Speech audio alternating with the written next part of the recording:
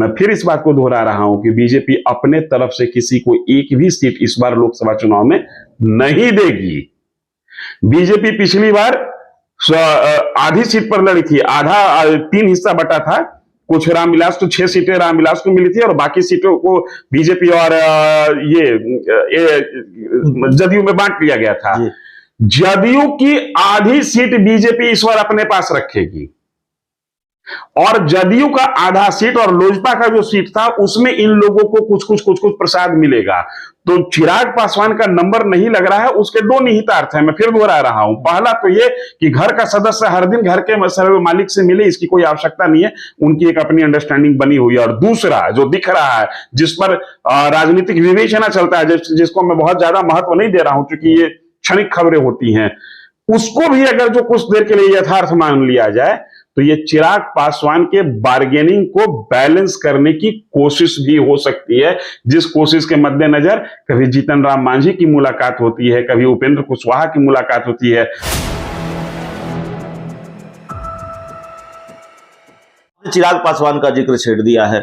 हमारा सवाल यह है कि नंबर मांझी का लग जा रहा है, जीतन राम मांझी मिल लेते हैं अमित शाह से, फिर उपेंद्र कुशवाहा चले जाते हैं मिलने के लिए। चिराग पासवान का नंबर नहीं लग पा रहा है। चिराग पासवान की मुलाकात अमित शाह से नहीं हुई है, ऐसी कोई खबर सामने नहीं आई है। प्रचार बीजेपी के लिए चिराग पासवान करते हैं। क्या जो डिमांड है और बीजेपी जो देने की स्थिति में, उसमें बड़ा फासला है? यही वजह से बीजेपी और चिराग पासवान के बीच जो डील है या इस डील में कोई दिलचस्पी दोनों तरफ से नहीं दिखाई जा रही है। इसको 2 तरीके से समझा जा सकता है। चिराग पासवान बीजेपी के घर का पुराना सदस्य है, तो पुराने सदस्य बार बार मुलाकात करें इसकी कोई बहुत बड़ी आवश्यकता नहीं है। एक मतलब इसका यह भी निकलता है। अब जरा दूसरा अर्थ इसका समझें।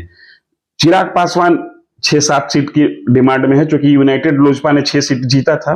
चिराग पासवान कह रहे हैं कि लोजपा टूट भले गई है, शक्ति मेरे ही साथ है, जो कि मोटा मोटी यथार्थ भी है। तो चिराग पासवान 6 सीट की मांग कर रहे हैं। इधर महागठबंधन में कुछ छोटे दल ऐसे हैं जिनको यह समझ में आ रहा है कि हमको लड्डू का चूरन ही मिलेगा, लड्डू मिलने की संभावना नहीं है। बीजेपी उनको अपने साथ बिठा के चिराग पासवान को एक इशारा यह भी देना चाहती है कि देखो, तुमको 3 सीट इसलिए दे रहे हैं कि तुम्हारे ही सीटों में से कुछ इन लोगों को भी एडजस्ट करना पड़ेगा। मैं फिर इस बात को दोहरा रहा हूं कि बीजेपी अपने तरफ से किसी को एक भी सीट इस बार लोकसभा चुनाव में नहीं देगी। बीजेपी पिछली बार आधी सीट पर लड़ी थी, आधा 3 हिस्सा बटा था। कुछ रामविलास को 6 सीटें रामविलास को मिली थी और बाकी सीटों को बीजेपी और जदयू में बांट लिया गया था।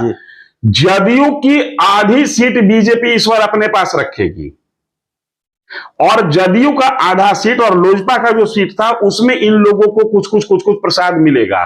तो चिराग पासवान का नंबर नहीं लग रहा है, उसके 2 निहितार्थ हैं। मैं फिर दोहरा रहा हूं। पहला तो ये कि घर का सदस्य हर दिन घर के सर्व मालिक से मिले, इसकी कोई आवश्यकता नहीं है, उनकी एक अपनी अंडरस्टैंडिंग बनी हुई है। और दूसरा जो दिख रहा है, जिस पर राजनीतिक विवेचना चलता है, जिसको मैं बहुत ज्यादा महत्व नहीं दे रहा हूं क्योंकि ये क्षणिक खबरें होती हैं, उसको भी अगर जो कुछ देर के लिए यथार्थ मान लिया जाए तो ये चिराग पासवान के बार्गेनिंग को बैलेंस करने की कोशिश भी हो सकती है, जिस कोशिश के मद्देनजर कभी जीतन राम मांझी की मुलाकात होती है, कभी उपेंद्र कुशवाहा की मुलाकात होती है। और चिराग पासवान का नंबर नहीं लग रहा। चिराग पासवान को आप हल्के में ले रहे हैं। ध्यान कीजिएगा, जिस दिन उपेंद्र कुशवाहा मिल रहे थे केंद्रीय गृह मंत्री से, उस दिन केंद्रीय गृह राज्य मंत्री चिराग पासवान से बिहार में मिल रहे थे। नित्यानंद राय की मुलाकात चिराग पासवान से बिहार में हो रही थी। तो ऐसा नहीं है कि चिराग पासवान को इग्नोर करके चलने की स्थिति में बीजेपी है। इसलिए यह बात मैं कह रहा हूं कि चिराग पासवान 2020 के विधानसभा चुनाव में अगर जो जदयू को नुकसान कर सकते हैं बीजेपी के इशारे पर, तो सीट तो उस समय भी चिराग पासवान के खाते एक ही आई थी। चिराग पासवान फिर एक बार हारने की बाजी खेल जाए तो फिर वैसा ही नुकसान लोकसभा में एनडीए को भी चिराग पासवान दे सकते हैं। इसलिए चिराग पासवान को इग्नोर करना बीजेपी के लिए फायदे का सौदा नहीं होगा।